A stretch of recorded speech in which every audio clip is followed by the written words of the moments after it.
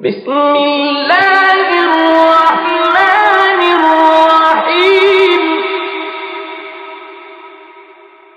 اقرأ باسم ربك الذي خلق خلق الإنسان من علق اقرأ وربك الأكرم الذي علم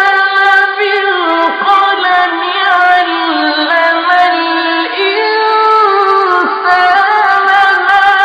لم يعلم